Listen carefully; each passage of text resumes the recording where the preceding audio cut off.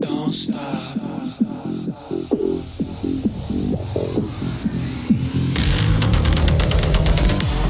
Hi, thanks so much for joining me on the Everything and Anything and a Bit Gay podcast. I have a guest that I have actually met before in a previous podcast.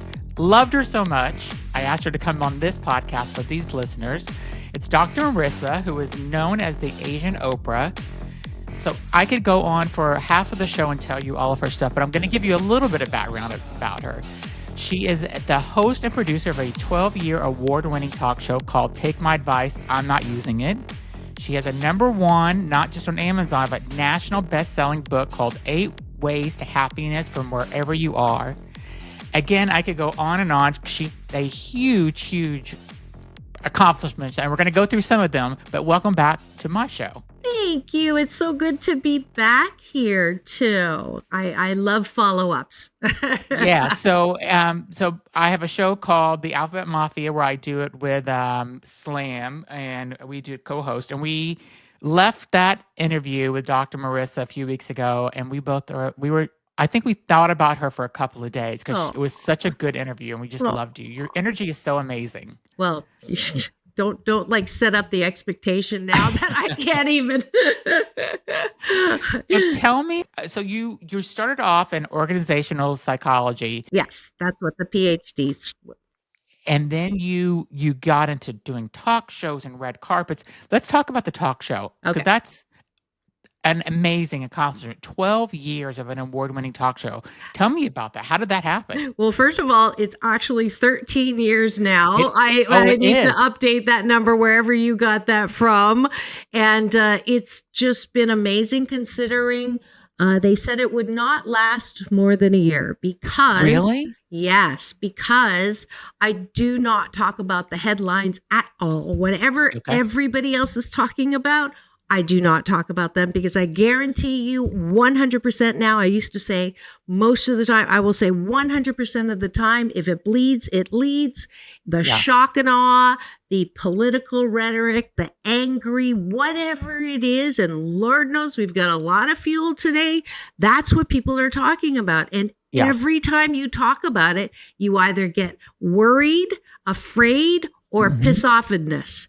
And all three are not good for your body, mind, or soul. So I said, I'm going to do a show about hope and happiness. And we're not going to have gossip. We're not going to have scandal. And we're not going to have K words. No Kardashian talk at all. Okay, good. All right. So, or P. Diddy, whoever's in the news at the moment. Exactly. Yeah. So it's called, I woke up one morning at 4:30 in the morning. I'm not religious. I'm allergic to religion, but I am spiritual. And so I have a voice sometimes. I call him my UPS man, my universal power source. He delivers every morning when I meditate. And that voice woke me up at 4:30 in the morning and said, radio. And I went, first of all, it's 4:30. Can we talk about this at another time? And radio. And I went, why would I want to do radio? I'm doing TV right now. I like doing TV. They say I'm good on camera. I don't have a face for radio. Why radio? And the voice was so insistent. And I just sat down at the computer, gave up the resistance, and started writing. In 44 minutes, I came up with the title of the show, which is called Take My Advice, I'm Not Using It. Yeah. Which people think is hilarious, which is good, especially as a psychologist. And I wrote the format of the show, the guests I'd like to have, the business plan, and that was somewhere in the first quarter of 2012. Okay. May 1st, 2012, I started with Universal Broadcasting Network with Tony Sweet, and I would go to Sunset Gower for a once a week show. And that's how it started. And someone described it as, that feel good story at the end of 1 hour news segment. That's like 2 minutes. I stretched that into an hour show. And that's awesome. Been on, and I have celebrities on, not to talk about their show. So Mm. Fran Drescher did not come on to talk about The Nanny or SAG. She came on twice to talk about her Cancer Schmancer website that has preventative tools and education for cancer, because I love stars who use their limelight to shine it on areas that are temporary darkness. And I will not talk about homelessness unless I have a guest that's doing something like Doors of Change to take homeless youth off of the streets. Yeah. So it became this show that had Nellie came back to celebrate my 13 years on House of the Prairie. Allison Arngrim, she was on my show the first year of the show. She was on the show the last year of my show. I've seen her do stand-up comedy. She's amazing. Yes. And I just started doing that as well. And she said she's friends with the Laugh Factory. So anytime I'm ready, I get to go. So putting that out there. I just love doing the show during COVID. So I won, I don't know what year it was, top 10, podcast out of 440,000 podcast shows. And that was nice. And then second year, I think I got syndicated on my NBC News Radio channel, KCAA. And the station owner, when COVID started, I was on the biggest, I'm number one talk in the IE because of that station. And I was on best slot, which was Friday drive time, right? In the afternoon once a week. And when COVID started, he called me up and said, how would you like to have the morning show? And I'm like, oh, I would love it. So I started and did not think that once a week is just a tad different than every forking day, Monday through Friday. And I almost killed myself, but I added series that I could have co-hosts on so that they can choose the topic. Now I'm adding series just so I get a word in. Mental Health Mondays Matters is my show, and I don't need to make room for anybody else to talk. But do you have guests on during that Mental Health Monday, or are you just doing it? Sometimes I do. I do. I had a special series on Mondays for a while where someone who had a particular way to deal with mental health. So yes, I will have guests on Mondays. Awesome. And kind of coming up with who's be your co-host for that, you have these, guest co-hosts. How do you pick them? And do you have regulars that come back also? I had a contest called The Voice, right? Okay. And instead of The Voice, I called it The Host. Okay. So that was one thing that I ran maybe 5 or 6 years ago. And, people would go in rotation and it was a lot of fun. But I realized, and here's the business opportunity, that there are a lot of people that want to do podcasts, but they don't know how to start, or they don't have the platform. And and obviously after 1,409 podcast shows, I kind of know what to do. And so instead of getting sponsors, right, which is always a challenge because it is, whatever, that, right? I know that for sure. I'm sure you know that. So I just thought, well, why don't I have guests and co-hosts who want to invest? It's promo, right? You're promoting your book, you're promoting your product, you're promoting your ideas. So for a very nominal fee of $200. Wow. Right? You can do that. And so because I love small business, I love entrepreneurs, I'm a solopreneur. It took me, I didn't even realize until I was asked to speak at CEO Space International as a faculty that I was an entrepreneur. Yeah. I didn't even realize that until all the stuff you did. You didn't realize. I mean, you have a huge background. I know. It's silly, but it's true. So I have a soft spot, and I want to make it affordable for people. Either you want to go out on your own, I always tell people, do not quit your day job, right? Yeah, exactly. But life is so short. That whole expression, jack of all trades, master of none, is bull. I can swear, right? Because you can say whatever you want on this one. It's bullshit. I can't swear on my show because it's FCC regulations, $20,000 fine. So I don't. But and it's live every weekday morning. And I said, okay, this is time. COVID, #COVID silver lining, gave us the understanding that you can do more than one thing in your life. You can change BS belief systems you had about yourself, about work.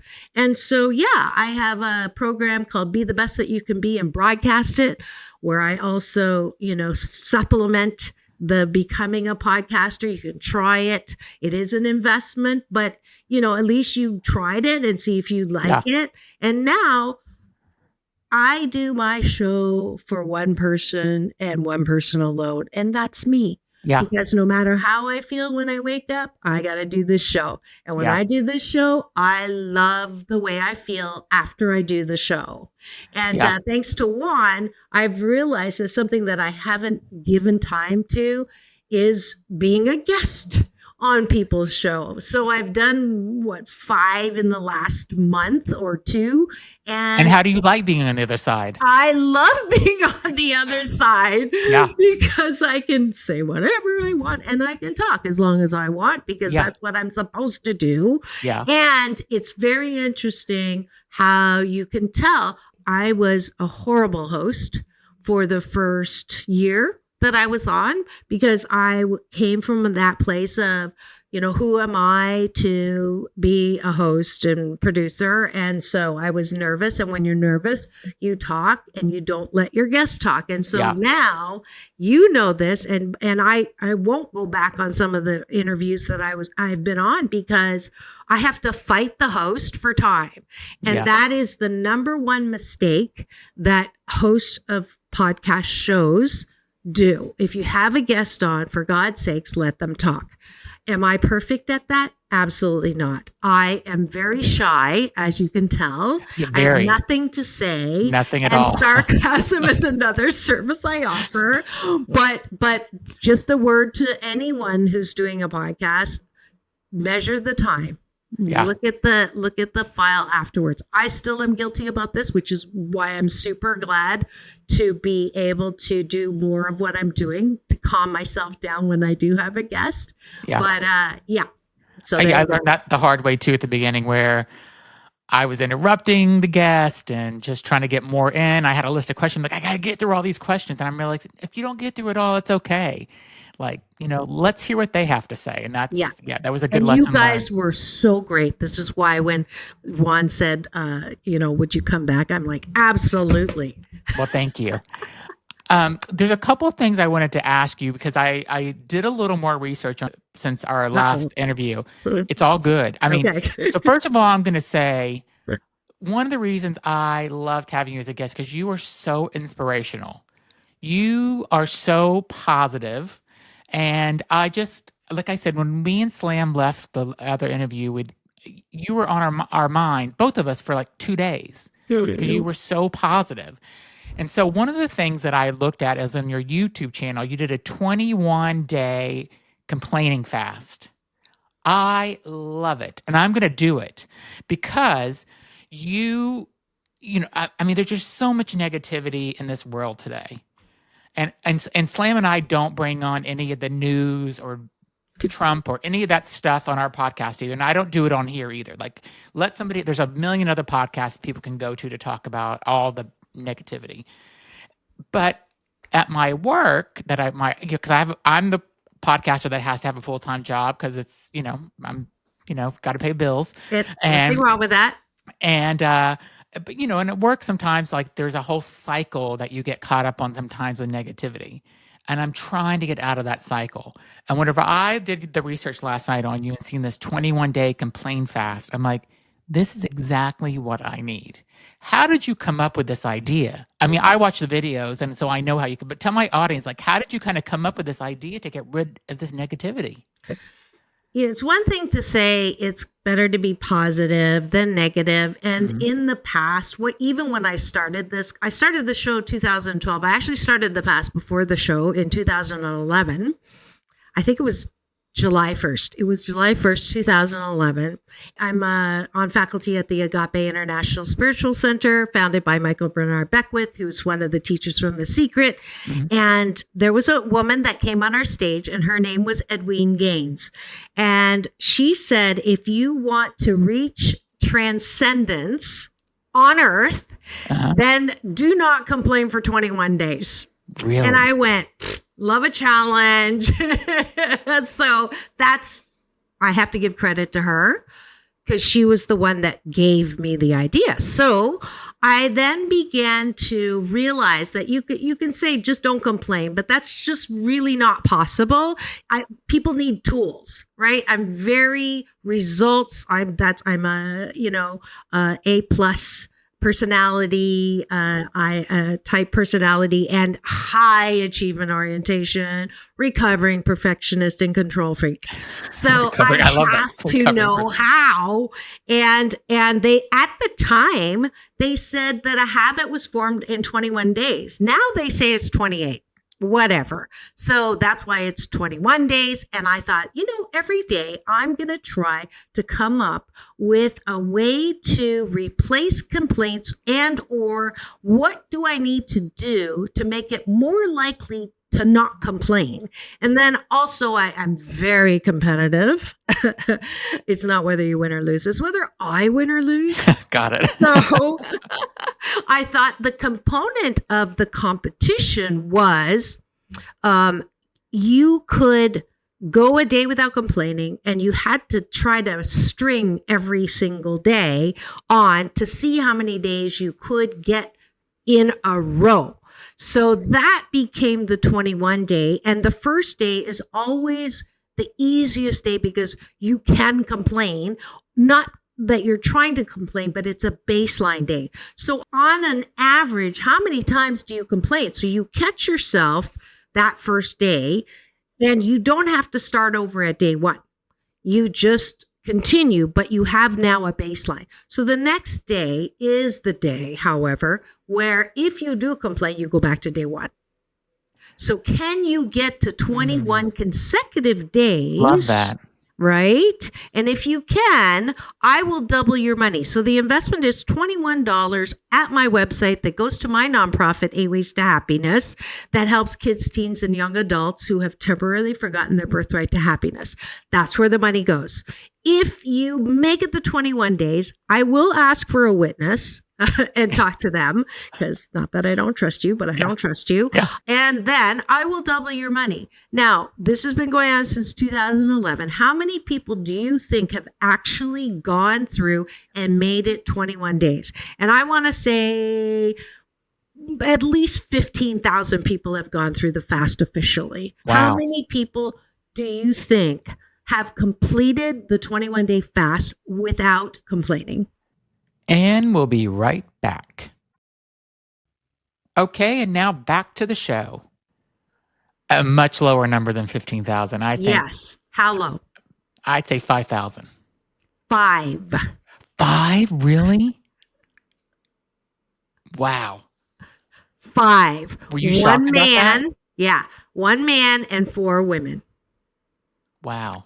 Eva, I'm going to forget names. Eva from Kentucky, Daia from Long Beach, and then I forget. I have great memory. My recall sucks. Yeah. But this is since 2011, so you have to cut me some break. I have not ran it officially in a while because I had an app that my daughter's high school friend built, and I paid him, but you have to keep updating, and I didn't have the time to do that. So I let the app go, which is kind of sad. So if you're an app maker and you want to be, part owner in this little venture, let me know, because it's really good, the app, because if you complain and you hit I complain, this baby cry comes.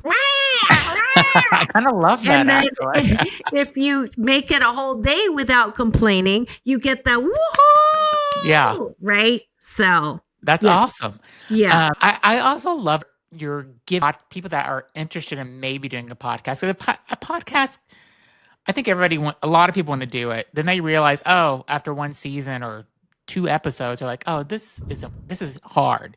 It's hard coming up with guests and ideas, and there's a lot of time into it. And you don't make money and the marketing and the branding and all the producing. You gotta invest in it and stuff. I love it though that you are, you were open to giving people that chance to kind of come in and just take a shot to see if it's something they wanted to do. That is so amazing. Are you still doing that? Like letting people come on to you? Not till I finished the world tour. So I don't know if you knew this. I hadn't decided the last time I was on with you. I don't know about the world tour. So tell me about this. My mom just passed 2 weeks ago. Oh, and Canada. Yes. And it's good. She is, loving us from that side. She's in my heart forever. And we had a tremendous healing that happened a month before she passed. So it's amazing. And I just did that show with my co-host, James Hawthorne, on Straight Talk. It's interesting. I have a series called Straight Talk, and both of my male co-hosts are men, gay. So, gay men. So that's kind of, straight talk. So what happened was my tour got cut short with the book. And my Happy 88 mission, 88 million more happy people in the next 8 years.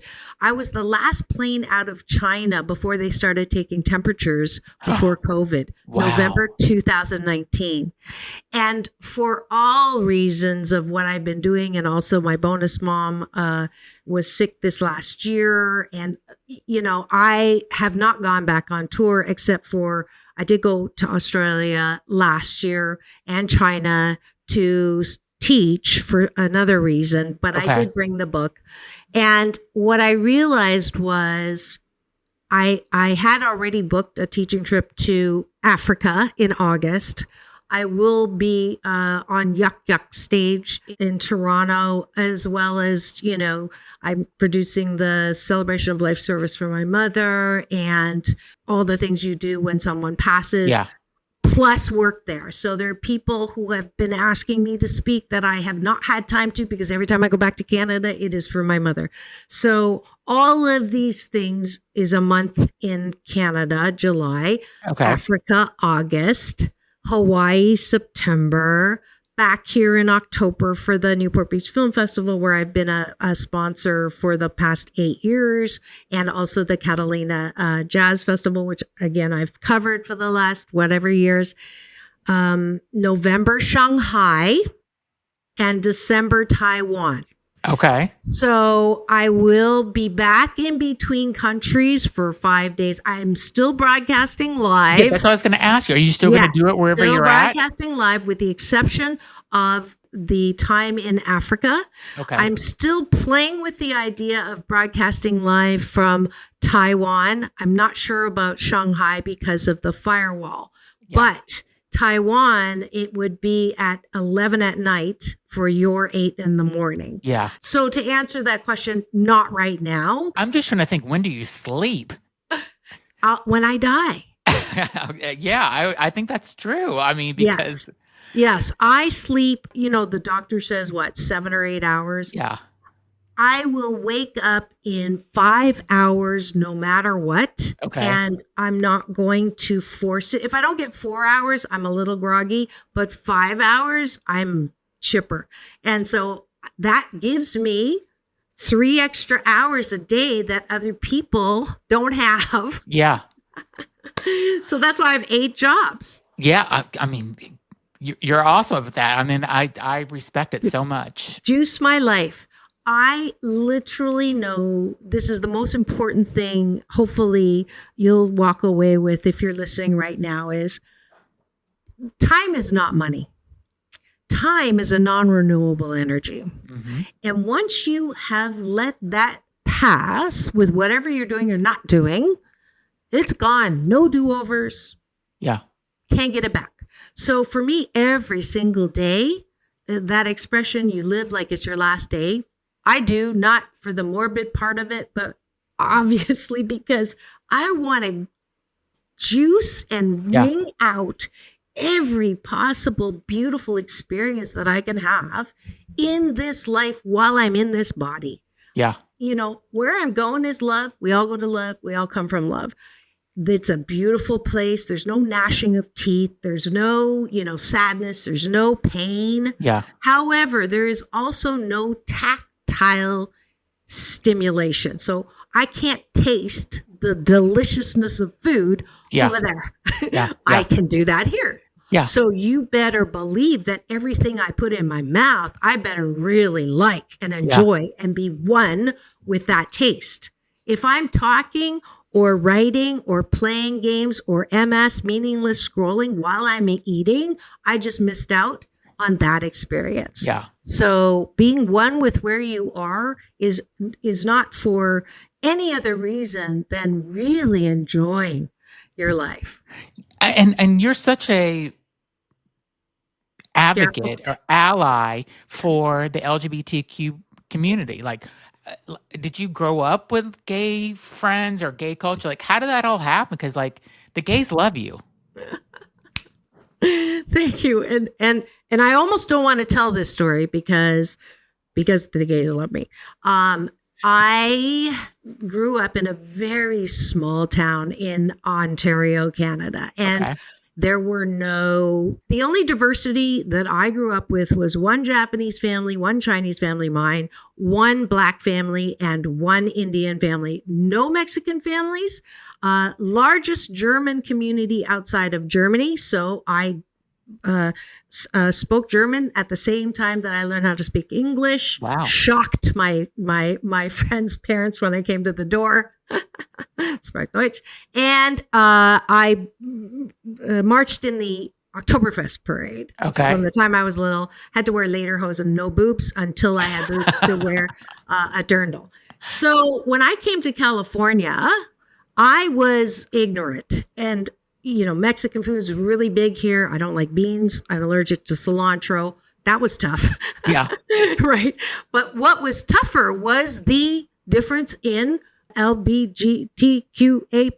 I could not wrap my head around it. Also brought up in a huge evangelical Southern Baptist precursor to atheism religion that was very against. And so I was in grad school, and I'm so embarrassed about this, and I will ask for forgiveness, but I don't think you need to, but 12% imperfect step in it stuff. So they were giving the statistics of the graduate school, and they were saying, how many men, how many women? And I said, well, but how many of them are real men?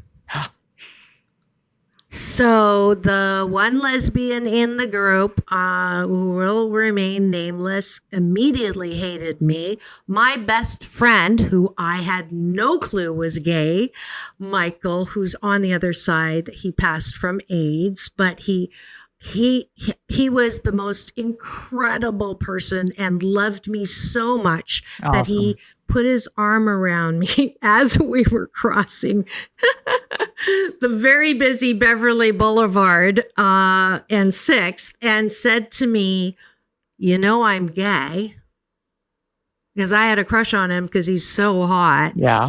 And I almost got run over because I stopped in the middle of the ride. He kept going. And he began at that point to educate me. Awesome. And I had to go and apologize to her. And that began my valuing so close. And I've been making up for it. And I love diversity. I love the way that we all are one of a kind, wonderful in all of the diversity we have. that we all have similarities if we're part of a group called stereotypes, but they are real group differences. The difference between stereotype and discrimination is making that difference bad or wrong. Yeah. Okay. I'll just say, as if coming from the gay community, I think you've made up for it and you don't have to keep doing it because we all love you. And so I think you paid your debt in time. So I'm just giving you the pass. Thank you. One of the other things I wanted to just ask you about is, I know your ex-husband really influenced a lot of things that happened, and really my husband. I loved that expression from our last interview. Tell this audience about how he really did kind of like, I feel like he pushed you forward in a lot of ways. Yes. I think everyone who is a pain in your shell as a person, the analogy I love to use is the grain of sand in an oyster is so irritating that the oyster coats it with salve. And that salve becomes the pearl. Yep. So my husband and my mother were giant pieces of sand in my shell, and the beautiful pearls that I have created as a direct result of their corners and their irritating texture, I really could thank them for that. And on certain days I do. But when they're being themselves, it's a little bit difficult. But I will, as an aside, that I can't say on my show, I used to use this analogy all the time, but I would say they're pearl makers, and I just got a pearl necklace from my husband, and someone told me what that was because I didn't know.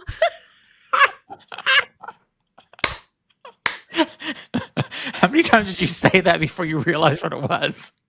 Sweetheart, you have no idea how much trouble I have been in because of my naivete, because I grew up so strict in that church that I literally, I didn't have a radio until I was 18. I didn't go to a movie until I was 21. Was there no dancing either or anything then? Yeah. So needless to say, that pearl necklace went right over. Did I tell you the story about when I had a regular series called Sexual Healing with Dr. Marissa for myself? No, tell me that. Because I every last week of the month, because I was brought up. So the very first time was a horrific time. I thought sex meant you were going to get married. And my first said to me, "Oh, no, haven't you ever heard of casual sex?" And I said no. And he goes, "Welcome to college." Oh. So another pearl. Yeah. But what happened was on my sexual healing, I had been hearing about, these alternative lifestyles. Yeah. And so I had the guy come on and he said, "Yes, I'm into polyamorism." And I go, "Oh yeah, that's my middle name." And my station owner's like, "No." I go, no, I'm called Pollyanna. That's my middle name. He goes, so I learned what polyamorism was, that it is not Pollyanna that day on the show. So yes, exactly. I'm very behind. Yeah. In that. So there's something else I was going to say on that. What were we talking about right before? We were just talking about how your husband kind of influenced. Oh, my husband. How he pushed you. He was my bro. Okay, so if you've had childhood trauma, it is very common to pick mates who you're trying to fix that trauma. Yeah. So in my case, my mom never said, "You're beautiful," never said, "Oh, how pretty you are." She said, "You're fat, you're ugly, and you're clumsy." That's negative motivation, tiger mom on steroids. And she did that because that was the best that she could do. And I was telling you about the healing that happened. Yeah. It really dawned on me a month before she passed that she really did love me in the only way that she could. Yeah. And it was such a release. OMG. It is the best thing. If you want to come do some work with me, I am so on fire for this topic right now because I had cleared out like 88% of the resentment, but I still had that little bit. Yeah. And man, I have a great life. I love my life, but now I am going up. Hashtag UP unlimited possibilities, because I do know this is what I'm supposed to talk about, that what you do for yourself. Yeah. But anyways, going back to my husband. So I picked a man who did not find me attractive, who did not desire me and my body. Okay. Really? So I perpetrated the feeling that I had, being fat, right? That's not attractive. I dropped 40 pounds in high school to begin modeling, to show my mom, and won some, all that awards and stuff to show her that I was attractive. And negative motivation to prove someone wrong is not the best way to prove that you're okay, because you're angry, right? Yes. So I picked a man who would introduce me as obese behind my back to other people, and they would come and say, "You're not obese." So, and he did not want to have sex with me after the first child, actually, even during that. So I picked a man who was emotionally unavailable. Yeah. And my friend said to me, when did you know? I said, after marriage or before? Oh, way before marriage. And then she said, so who's emotionally unavailable? You right? Are, yeah. Because I picked him. Yeah. Right? So I blame nothing on him because I picked him. He was a wounded child as well.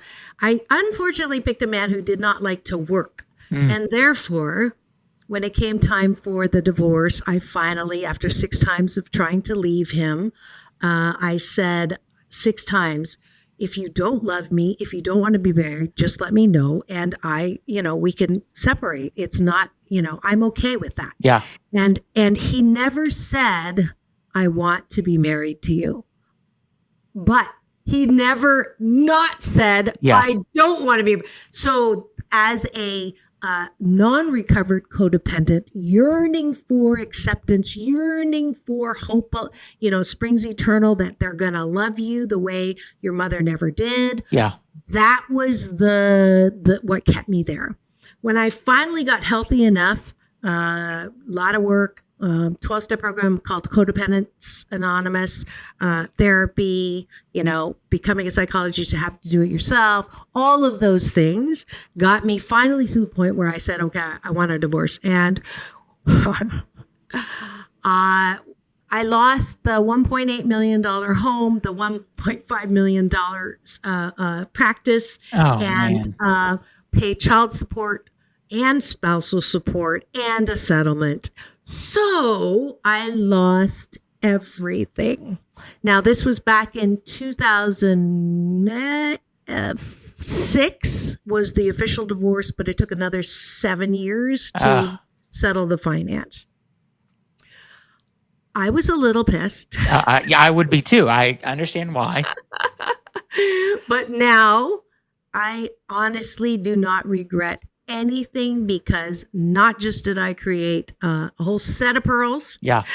I have 2 beautiful girls inside and out. I couldn't have had with anyone else, right? Right. And they're beautiful. He is very good looking, which is, why that happened. And I have 2 beautiful Hapa girls as a result. So, can't get mad at that. Yeah. But does that answer? That answers. That's awesome. I love that. And I know we're almost at time, but there's just 2 more things I want people to know about you. Yeah. One is that you have an amazing voice.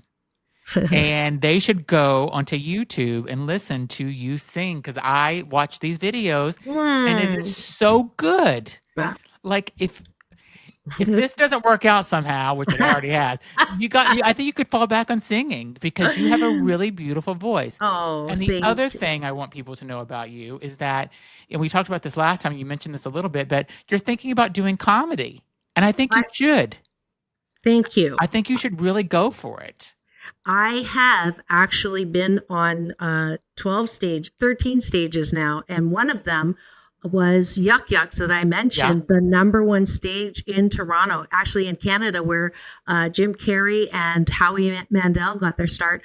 It's very hard to get on there. I was told that, people have been waiting for years and years. I emailed, which is what you're supposed to do, and I got an invite. And the best thing is I did it, and they said, anytime you're coming back, please let us know. We'll get you on the lineup. So I'm going next month. I haven't done the email yet because I want to make sure, timing wise. But yeah, I actually have been told that this is definitely in my future. I've been a motivational speaker for 30 years and have been told I'm funny. My husband told me I was not funny almost every day of our marriage. My sentence was 9.2 years, but who's counting? And I'm so glad that the best thing about my divorce is that I own my funny. Yeah. So I thought, I don't know any comedians who do motivation. So that's been my angle, but I have to be very honest with you, darling. It's a different ball game because there's so many depressed people. That being a motivator is almost too much for audiences to take because that's not why they're there. Yeah. So I don't know. You tell me, would it ruin my brand? And because you know how positive I am. Yeah. If the stand-up part of me was the alter ego, Mr. Hyde part of the me, would it ruin it if I said, because I can't swear on the show, so one of the jokes I do is I've been having whole sex lately, right? And you know what that is, and people go no, and I say, well, when you walk past each other in the hall and say fuck you, like that's not something I can say on the show. Or like I don't think it would hurt your brand because it's comedy's different. Because people, it's different. I think because you say things differently on these podcasts than you do on your shows also. And so I think it's another part of you. That's how I see it. Okay. I think you should go for it. Okay. Yeah, that was I'm playing with it. I'm actually going to be at Fourth Wall. If anyone is listening on Saturday, that's tomorrow. Tomorrow. Okay. I'll be on stage tomorrow at the Fourth Wall in the afternoon. So if you're around Hollywood tomorrow, just message me first and I'll tell you when I'm on. Well, you are I'm just telling you, you're one of my favorite people that I've interviewed. And I've interviewed a couple of hundred people at this point, and you're really inspirational. You're amazing. Thank you. Everybody should go. drmarissa.life is the website. You can follow her on Instagram at Doc Balance and go to YouTube and search for her because her YouTube channel is so good. There's so many great videos. But let me just tell you, when you go there, you need to take a couple of hours that set aside because you're going to go through because you're going to be so entertained. So thank you so much for being on my show, Dr. Marissa. You're really amazing. Free subscribe as they tell you to do. Yes. Give me the finger, this one, not the other one. Yes. I'm so grateful. I just got my impression number, 3,900,000. And I got an email from YouTube saying I'm one of the top % of YouTube creators. So for that I'm truly grateful. And I couldn't do it without people like you and the support. Well, keep doing it because we all love the inspiration and the positivity and the good voice and the comedy we're waiting for. So thank you so much. And I'm going to do what I did last time with you. I'm so happy Marissa. To be on this podcast, and it's called Everything and Anything and a Bit Gay. All right. And it's all about balance. Peace in, peace out. World peace through inner peace. Thank you so much, Dr. Marissa. You're amazing. And I can't wait to talk to you again in the future. Absolutely. Thanks. Always available for you. All right. Have a great day. Have the best day ever. Thank you. Thanks, everybody, for listening. Bye.